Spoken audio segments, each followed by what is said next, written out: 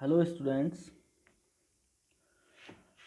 जैसा आपको मालूम है कि केमिस्ट्री में जो हमारी फर्स्ट यूनिट है केमिकल रिएक्शंस एंड इक्वेशंस, इसके फर्स्ट क्वेश्चन के बारे में हम डिस्कशन कर रहे थे। फर्स्ट क्वेश्चन क्या था? Compare the important characteristics of physical and chemical change. मतलब फिजिकल और केमिकल चेंज के बारे में हमने जो कंपैरिजन थी इनकी करेक्टरिस्टिक्स की, उसके बारे में डिस्कशन किया था। ठीक है। अब इसमें क्या है कि हमने फिजिकल चेंज और केमिकल चेंज को उनकी करेक्टरिस्टिक्स से समझते हुए आपस में इनकी तुलना की थी। ठीक है। अब है क्या, पूरी केमिस्ट्री में और आगे भी नेक्स्ट चैप्टर्स में और इस चैप्टर्स में भी जो बात है वो केमिकल चेंज की डिटेल है। एक्चुअल में क्या है, फिजिकल चेंज की जो डिटेल है, फिजिकल फोर्सेस की जो डिटेल है, वो मैटर की एक तरीके से फिजिक्स ब्रांच में आती है, साइंस की। केमिस्ट्री ब्रांच में क्या आता है? केमिकल चेंज से रिलेटेड है। तो केमिकल चेंज से रिलेटेड जो आपने करेक्टरिस्टिक्स पढ़े थे, अगर आपको वो करेक्टरिस्टिक्स और क्लियर नहीं होंगे तो हमको क्या है, केमिस्ट्री को समझने में परेशानी होगी, जो हमारा 10th का सिलेबस है। ठीक है। तो इसी क्वेश्चन के अंतर्गत जो डिटेल है केमिकल चेंज की, जो करेक्टरिस्टिक्स है मेन, उनके बारे में हम अच्छे से क्या है समझने का प्रयास करते हैं। देखिए, केमिकल चेंज जब हम डिफरेंस पढ़ रहे थे तो केमिकल चेंज में एक मेन चीज़ निकल के ये आती है। मेन चीज़ क्या बताई थी कि ये एक परमानेंट चेंज होता है, ये रिवर्सिबल जनरली नहीं होता है। ठीक है।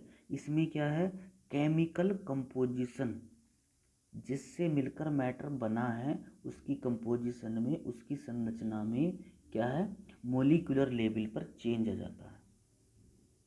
ठीक। और इसमें एनर्जी रिलीज होती है या एब्जॉर्ब होती है। तो इनको और अच्छे से समझने के लिए क्या, हम इनको एग्जाम्पल और थोड़ा सा उसके बारे में डिटेल में स्टडी करते हैं। देखिए, फर्स्ट पॉइंट जो इससे रिलेटेड इम्पोर्टेंट आपको बताया था, वो ये बताया था कि कोई भी सब्सटेंस है, मान लीजिए रिएक्टेंट्स है, आर आर मतलब रिएक्टेंट्स, जो केमिकल चेंज के अंतर्गत जाएगा। तो जब उसका चेंज हो जाएगा, जब उसकी केमिकल रिएक्शन हो जाएगी, मान लीजिए वो पी में बदल गया, प्रोडक्ट्स में, तो मोस्टली केस में ये क्या है, जब ये इसकी केमिकल कंपोजिशन चेंज होगी, आर से पी बन गया, तो मोस्टली केसेस में फिर ये क्या है, संभव नहीं है कि पी से आर बन जाए। क्यों? क्योंकि इसमें चेंज हो गया बॉन्डिंग लेवल पर।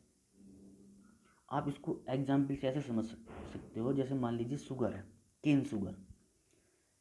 केन शुगर जो है, अगर आप इसको बहुत ज़्यादा हीट करो तो ये क्या बन जाएगी, कोयला बन जाएगी, कार्बन और वाटर बन जाएगी। फॉर्मूले की दृष्टि से अगर आप कहो, केन शुगर का फॉर्मूला होता है हमारा C12H22O11। ठीक है। और जब आप इसको बहुत स्ट्रांगली हीट करोगे तो ये कार्बन में बदल जाएगा और वाटर में बदल जाएगा। तो ये पॉसिबल नहीं है कि इसको हम रिवर्सिबल कर सकें। तो ये कैसा हो गया, हमारा इरिवर्सिबल प्रोसेस हो गया, इसीलिए परमानेंट है।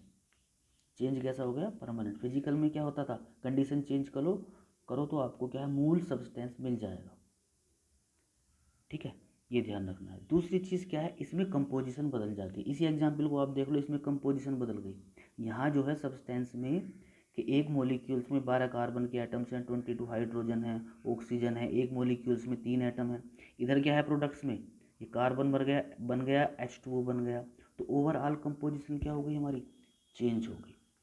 तो पहली बात, इरिवर्सिबल होता है, केमिकल कंपोजिशन चेंज हो जाती है। और तीसरी बात, मास जो है स्पेसिफिक सब्सटेंस का वो चेंज हो जाएगा। हालांकि law of conservation of mass के अंतर्गत टोटल मास क्या रहेगा, इसमें सेम रहेगा, लेकिन जो स्पेसिफिक सब्सटेंस है, जो शुगर केन जो है आपका, शुगर केन की जो शुगर है, ये केन शुगर है, इसका क्या है, स्पेसिफिक सब्सटेंस चेंज हो जाएगा। नेक्स्ट चीज़ है इसमें कि ये जो चेंज होता है, इसमें या तो एनर्जी रिलीज होगी या एब्जॉर्ब होगी। तो ये चार चीज़ें मेन हो गई, इसको आपको ध्यान रखना। अब इसको और एग्जाम्पल से आप और अच्छी तरीके से समझ सकते हो। सिंपलेस्ट एग्जाम्पल है ये है आपका, मान लीजिए एक पेपर है, ठीक है। पेपर क्या है, ऑर्गेनिक सब्सटेंस है, कार्बन वगैरह से मिलकर बना हुआ है। अगर आप इसको जला दो तो क्या बन जाएगी, राख। राख मतलब कार्बन। तो क्या हो गया, केमिकल कंपोजिशन चेंज हो गई। इरिवर्सिबल है, आप राख से क्या है पेपर नहीं बना सकते, इसको रिवर्स नहीं कर सकते। तो कैसा हो गया, इरिवर्सिबल, ठीक है। तो ये क्या हो गया, हमारा केमिकल चेंज हो गया। और केमिकल चेंज में क्या आता है, अगर मान लीजिए आपका आयरन पर जंग लग जाए, रस्टिंग हो जाए, वो भी क्या जाएगा, हमारा केमिकल चेंज में आ जाएगा, ठीक है। इलेक्ट्रोलाइसिस ऑफ वाटर है, वाटर में का आप इलेक्ट्रोलाइसिस करो, इसमें क्या है, करंट पास करो आप, तो क्या है इसमें, हाइड्रोजन में और ऑक्सीजन में कन्वर्ट हो जाएगा, क्या हो जाएगा, केमिकल चेंज हो जाएगा। तो ये सब जितने एग्जाम्पल हैं, ये एग्जाम्पल इसलिए दिए जा रहे हैं क्या, ताकि आपको क्या है, केमिकल चेंज का कॉन्सेप्ट अच्छे से क्लियर हो सके, ठीक है। तो जल्दी से क्या है, हम इसको रिवाइज कर लेते हैं क्योंकि ये बहुत इंपॉर्टेंट है, सही है। Chemical change, in several cases chemical change is almost irreversible, मतलब ये क्या है, रिवर्सिबल नहीं होता, इरिवर्सिबल होता है। फॉर एग्जाम्पल केन शुगर दिया हुआ है, जो आपको बताया था, कार्बन में बदल गया और वाटर में बदल गया, ठीक है। इसी तरीके से आपको नोट्स में लिखना है। जब यूनिट आपकी फिनिश हो जाएगी, यही नोट्स आपको एज इट इज़ प्रोवाइड करा दिए जाएंगे। लेकिन मेन चीज़ क्या है, मेन चीज़ है समझना। अगर समझ गए तो इन नोट्स का फ़ायदा है, ठीक है। समझने के अनुसार नोट्स बने हुए, तभी दोनों का कॉम्बिनेशन से क्या है, हमारा सीखने की प्रक्रिया चलती है।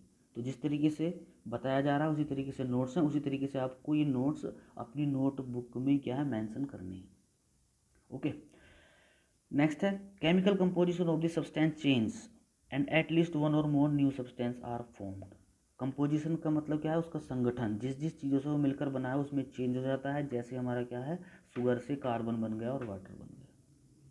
नेक्स्ट इंपॉर्टेंट पॉइंट है, the mass of specific substance undergoing a chemical change may change, however total mass conserved. Total mass क्या रहता है, चेंज रहता है, लेकिन जिसके साथ रिएक्शन हो रही है उसका मास चेंज हो सकता है। जैसे आपको 9th में बताया था, मोलिकुलर मास निकालने के लिए CO2 का मोलिकुलर मास 144 आया था, कार्बन का यहाँ क्या आएगा, एटॉमिक मास 12 ग्राम, ऑक्सीजन का 16 ग्राम। तो ये क्या है, मास चेंज हो गया। लास्ट इसमें आता है कि a chemical change always involves N absorption और लिबरेशन ऑफ एनर्जी। कोई भी केमिकल चेंज हो, या तो उसमें एनर्जी रिलीज होगी या एब्जॉर्ब होगी। इसकी डिटेल हम क्या है, एक्सोथर्मिक और एंडोथर्मिक रिएक्शंस में आगे पढ़ेंगे।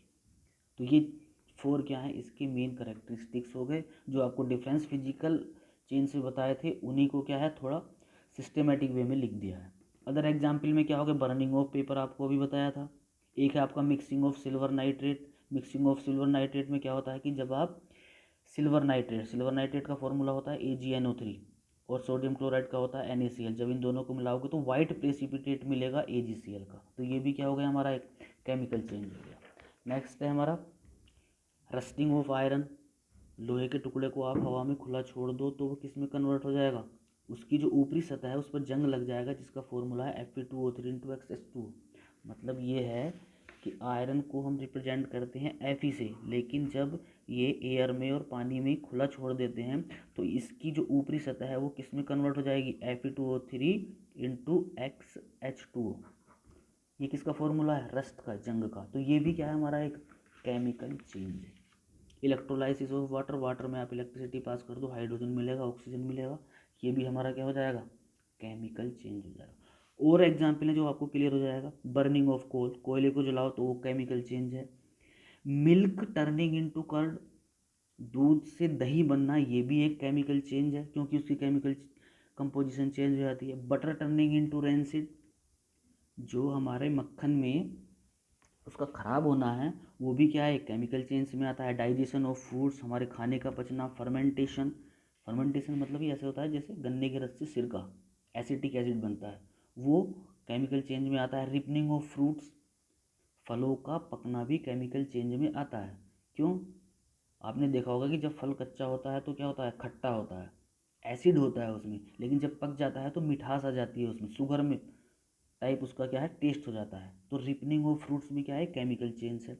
डिकेइंग ऑफ फूड्स, खाने का खराब होना, ऑर्गेनिक कंपाउंड्स का खराब होना। Reaction of metals like zinc iron, metals की जो रिएक्शन होती है एसिड्स वाटर के साथ, वो भी एक केमिकल चेंज है। तो केमिकल चेंज के बारे में आशा करते हैं आपको अच्छे से समझ में आ गया होगा। इसको क्या है, आप सही से रिवाइज कर लोगे, रफ पे कर लिख के देख लोगे, और जो आपके फाइनल नोट्स है वो आपको प्रोवाइड हो जाएंगे। ठीक है, बाकी आगे।